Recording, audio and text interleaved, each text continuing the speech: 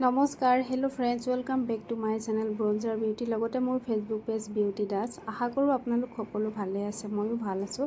আৰু আজি ভাবিলোঁ আপোনালোকক এটা হেয়াৰ ষ্টাইলিঙৰ ভিডিঅ' দেখাওঁ আৰু তাকে কৰিব লৈছোঁ। আহক তেনেহ'লে চাওঁ ষ্টাইলিং মই কেনেকৈ কৰিছোঁ। আৰু এতিয়া দেখিছে এইখিনি ইমান দীঘল চুলি, মোক কাটিবতো মন নাছিলে, তেখেতে কাটিমো কৈছে। আৰু এতিয়া এইখিনি চুলিকে হেয়াৰ ষ্টাইলিং কৰোৱা হ'ব। আৰু তাৰ আগতে চুলিখিনি ধুনীয়াকৈ ধুই লোৱা হৈছে। ইয়াত এতিয়া মই ধুবৰ কাৰণে পানী দি তিয়াই লৈছোঁ অলপ চুলিখিনি। আৰু ইয়াৰ পাছত এতিয়া ইয়াত চেম্পু লগাই ল'লোঁ। চেম্পু লগাই ধুনীয়াকৈ ধুম। আৰু ইয়াতে মই আৰু এষাৰ কথা আপোনালোকক জনাই দিছোঁ যে মোৰ পাৰ্লাৰত পূজাৰ কাৰণে অফাৰ লগাইছোঁ। মই মানে অফাৰ দিছোঁ। হেয়াৰ ষ্ট্ৰেইটিং আৰু স্মুথিং 3,999ত দি আছোঁ আৰু ৰিবণ্ডিংটো 4,999, লগতে স্পা ফ্ৰী আছে। আপোনালোক যদি কোনোবা আহিব বিচাৰে অইল মাৰ্কেটৰ ব্ৰঞ্জাৰ বিউটি পাৰ্লাৰত আহিলে মোক পাব। আৰু কণ্টেক্ট কৰিব বিচাৰিলে মোক ফেচবুক পেজ বিউটি দাসত গৈ কণ্টেক্ট কৰিব পাৰিব। আৰু এতিয়া ইয়াত দেখিছে চুলিখিনি মই ধুনীয়াকৈ চেম্পু কৰি হ'বলৈ হৈছে। আৰু চেম্পু যাতে চুলিখিনি যেতিয়া ধুৱাই থাকিব চাব যাতে চেম্পু অলপো থাকি নাহে।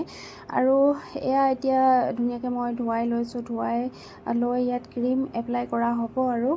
আৰু এতিয়া ধুৱাই হৈ গ'ল, ইয়াত দেখিছে। আৰু চুলিখিনি ধুৱাই অনা পাছত পানীখিনি মই ধুনীয়াকৈ অলপ টাৱেলখন দি টুকি লৈছোঁ। আৰু ইয়াৰ পিছত হেয়াৰ ড্ৰায়াৰ কৰা হ'ব। হেয়াৰ ড্ৰায়াৰ যেতিয়া কৰোৱা হ'ব তেতিয়া 100% হেয়াৰ ড্ৰায়াৰ কৰিব লাগে। যিহেতু তিতা চুলিত ক্ৰীম লগোৱা নহয়, গতিকে মই ভালদৰে এয়া শুকুৱাই লৈছোঁ, দেখিছে আপোনালোকে। আৰু ক'লোৱে মই চুলিখিনি ষ্ট্ৰেইটিং বা স্মুথিং যিয়ে নকওক তাৰ আগতে চাফা চিকুণ কৰি ল'ব। আৰু এতিয়া হেনো বাইদেউগৰাকীয়ে চুলিখিনিও কাটিং মানে হেয়াৰ কাটিং কৰিম কৈছে, যিহেতু তেওঁ একেবাৰে তলৰ চুলিখিনি পূৰা ফাটি গৈছে, শুকাই গৈছে। আৰু এয়া এতিয়া মই কাটিয়ে দিছোঁ। দীঘল চুলি আছিল, কাটিব বেয়াও লাগিছে, কিন্তু নাকাটিলেও উপায় নাই, কাটিবলগীয়া হৈছে। এইখিনি দেখিছে কাটি দিছোঁ, কাৰণ এইখিনি কৰাৰ পাছতো চুলিখিনি অৱস্থাটো মানে বহুত বেছি বেয়া হৈ যায়। আৰু এতিয়া এয়া দেখিছে মই ক্ৰীম এপ্লাই কৰিছোঁ। আৰু অকল মই আজি লগোৱা নাই, মোৰ ষ্টুডেণ্ট আছে, মানে ষ্টুডেণ্টেও অলপ হেল্প কৰি দিছে তাইক। কিন্তু ষ্টুডেণ্ট বুলি আপোনালোকে ভয় নাখাব, কাৰণ সিহঁতৰ শিকি হৈ গ'ল, এতিয়া বৰ্তমান প্ৰেক্টিকেল কৰি আছে। আৰু হেয়াৰ যিহেতু ৰিক্স আছে, গতিকে মই নজনাকৈ কেতিয়াও কৰিবলৈ নিদিওঁ। আৰু এয়া দেখিছে আমি দুয়োজনীয়ে এফালৰ পৰা ষ্ট্ৰেইটিঙৰ ক্ৰীম এপ্লাই কৰি গৈ আছোঁ। আৰু ষ্ট্ৰেইটিং যেতিয়া কৰিব, ক্ৰীম যেতিয়া আপোনালোকে লগাব 1-2 ইঞ্চি বহুত বেছি হৈ যায়, 1 ইঞ্চি বা 1.5 ইঞ্চি দূৰৰ পৰা ক্ৰীমটো লগাব। কাৰণ গুৰিত দি দিলে আপুনি 1 মাহৰ ভিতৰতে চুলিখিনি মানে আপোনাৰ সৰি যাব, ক'বলৈ গ'লে তাকলি হৈ যাব কিন্তু দেই। গতিকে আপোনালোকে 1 ইঞ্চি বা 1.5 ইঞ্চি দূৰৰ পৰা লগাব। আৰু হেয়াৰটো পূৰা পাতলা পাতলা হেয়াৰ লৈ লগাব লাগে। দেখিছে আমি পাতলা পাতলাকৈ লেয়াৰ উলিয়াই লৈ তাত আমি ক্ৰীম এপ্লাই কৰি গৈ আছোঁ। আৰু দুফালৰ পৰা দুজনীয়ে কৰিছোঁ, যিহেতু বাইদেউগৰাকী মূৰটো এবাৰ ইফালে গৈছে এবাৰ সিফালে গৈছে, কৰিবলৈ অকণমান দিগদাৰো হৈছে, কিন্তু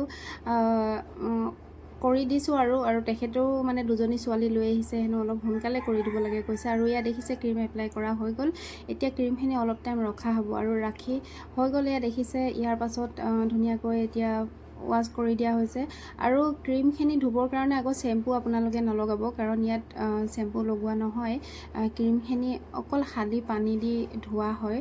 আৰু ক্ৰীমখিনি যেতিয়া ধুব আপোনালোকে চুলিত অলপ মাছাজ দি ধোৱাৰ দৰে ধুব, যাতে ক্ৰীমবোৰ চব গুচি যায়। আৰু এতিয়া ধুই হৈ গ'লে ইয়াত দেখিছে হেয়াৰ ড্ৰায়াৰ কৰা হৈছে। আৰু হেয়াৰ ড্ৰায়াৰ ইমান বেছি কৰিব নালাগে, 70% কৰিব। আৰু এতিয়া আমি ইয়াৰ ষ্ট্ৰেইটিং কৰিছোঁ, মানে আপোনালোকক ষ্টাৰ্টিঙত দেখুৱাই নহ'লে আধাখিনি কৰা হৈয়ে গ'ল। ক'বলৈ গ'লে আমাৰ আচলতে কেমেৰা ধৰি দিয়াৰ কোনো মানুহ নাছিল, যিহেতু সেইকাৰণে লোৱা নহ'ল। আৰু এতিয়া আৰু আইৰণ কৰোঁতে হেয়াৰৰ লেয়াৰটো একদম পাতলা কৰি ল'ব লাগে, আৰু লাহে লাহে কৰি আইৰণ কৰিব লাগে। আৰু যেতিয়া আইৰণ কৰে তেতিয়া এটা বস্তু আপোনালোকে সাৱধান হ'ব, যিটো বেবী হেয়াৰ থাকে, বেবী হেয়াৰটো যাতে কোচ খাই নাযায় আইৰণ মেচিনটো লাগি।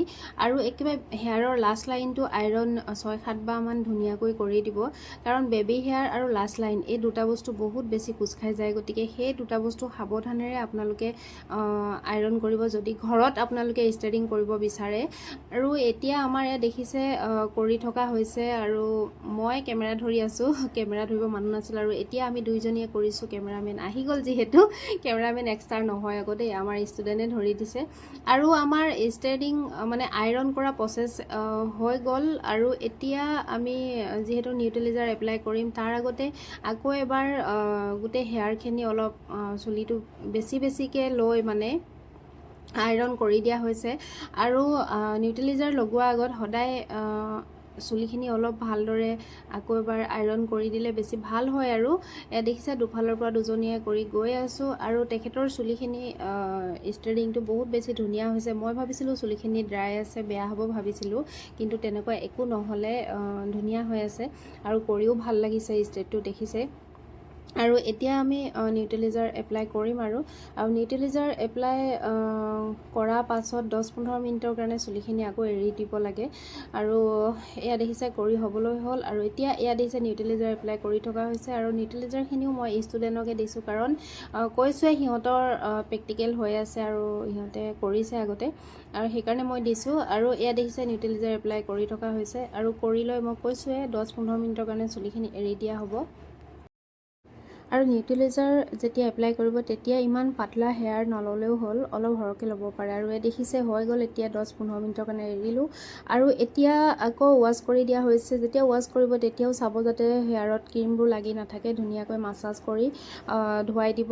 আৰু ধোৱাৰ পাছত হেয়াৰ ড্ৰায়াৰ অলপ মাৰা হ'ব, হেয়াৰ ড্ৰায়াৰ মাৰি অলপ আইৰণ মেচিনো কৰি দিম, যিহেতু চুলিখিনি পূৰা শুকুৱাব লাগিব। আৰু 48 আৱাৰ্ছৰ কাৰণে বতাহ, পানী আৰু ঘাম এই 3টা বস্তু লাগিবলৈ নিদিব। 48 আৱাৰ্ছৰ কাৰণে চুলিখিনি বান্ধিবও নোৱাৰিব, কান্ধৰ ভিতৰত সোমোৱাবও নোৱাৰিব।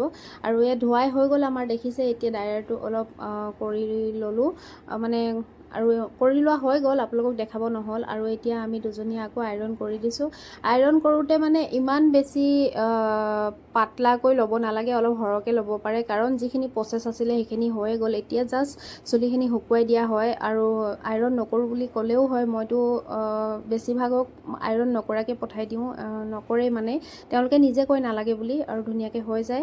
আৰু মই কৈছোঁৱে মোৰ পাৰ্লাৰত অফাৰ দি থকা হৈছে, আৰু বহুত কিবাকিবি অফাৰ দি আছোঁ। যদি আপোনালোক কোনোবাই কৰিব বিচাৰে তেনেহ'লে দুলীয়াজান অইল মাৰ্কেটৰ ব্ৰঞ্জাৰ বিউটি পাৰ্লাৰত আহিব, আৰু শ্বপ নং 35 হয়, তাত আহি মোক পাব।